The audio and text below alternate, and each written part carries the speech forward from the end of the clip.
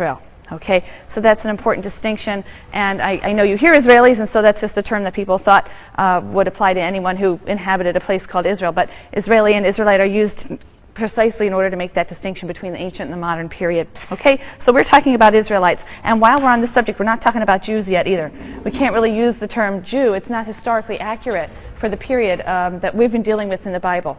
When we get towards the very end of the biblical period, and we see that when Persia conquers and reconstitutes this area, or designates as a province this area as Yehud, right?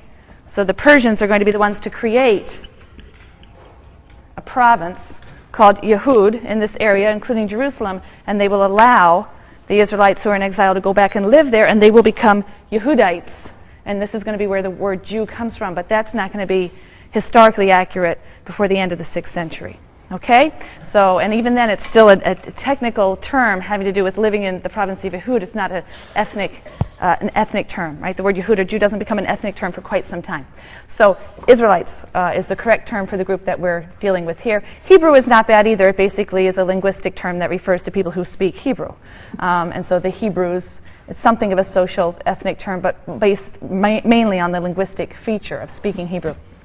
Okay? So no Israelis, only Israelites. All right, we were reaching the end of Joshua, and we're going to be moving on to Judges today. And the Bible describes the early Israelite socio-political unit as the tribe. And this is what's going to be featured in the last part of the book of Joshua. We're going to see that tribes are territorial units. A tribe is attached to a territory. Within the tribe you have clan elders, and the clan elders are the ones who dispense justice. They make decisions regarding the general welfare of the tribe. So the second half of the book of Joshua, so the first half recounts the conquest, and then the second half recounts the division of the land among the 12 tribes who, it is claimed, were descended from the 12 sons of Jacob. We have a couple of different lists of the tribes in the Bible. So if you take a look sometime, you might want to compare the list that's in Genesis 29 or 30. It's pretty much the same list that's in Genesis 49. These are in blessings. You know, patriarchs will very often give blessings of all their children, and so you look at the names of the children, and you'll see the list of 12.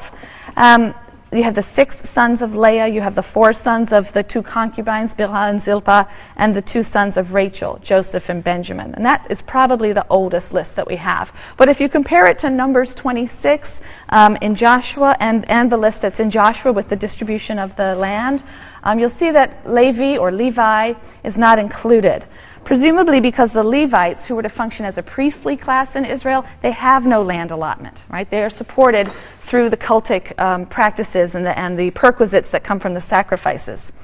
And so instead of the Levites, we find that there are tribes named for the 2 sons of Joseph. So there is no Joseph tribe per se. Joseph's 2 sons are Ephraim and Manasseh, and this is how we then reach the number 12. So there's no Levi in the later lists, but the Joseph tribes have been split into Ephraim and Manasseh, if you will, who are said to be the 2 sons of Joseph. So the consensus is, the scholarly consensus is, that what you have in Canaan is an alliance of tribes. Perhaps not precisely 12. You know, at different times there might have been a different number and different groups that came together at different times, but you have these tribes who are worshiping Yahweh, perhaps not exclusively as we've seen, and they have some loose obligations of mutual defense in these different alliances.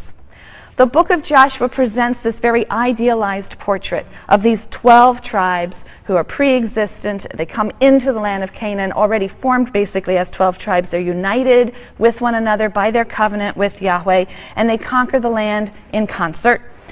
But there are other elements of the biblical narrative, as we've already begun to talk about and will continue to talk about today as we move into Judges, which really suggest there was much more sporadic cooperation among the tribes. You never have more than 1 or 2 really acting in concert until the very end of the book of Judges. And so this suggests that there really was no super tribal government or coordination at this early age. The ark is said to have circulated among the different tribal territories. It didn't rest permanently in the territory of one tribe until somewhat late in the period. It comes to rest at a place called Shiloh. And it seems that only in extraordinary cases would you have the tribes acting together. perhaps by a decision of the tribal elders. But superimposed upon the authority of the elders is the authority of certain inspired individuals, and these are known as judges, and it is the exploits of these individuals that are recorded in the book of Judges. And we'll turn to the book of Judges now. The book of Judges is set in that transitional period between the death of Joshua and the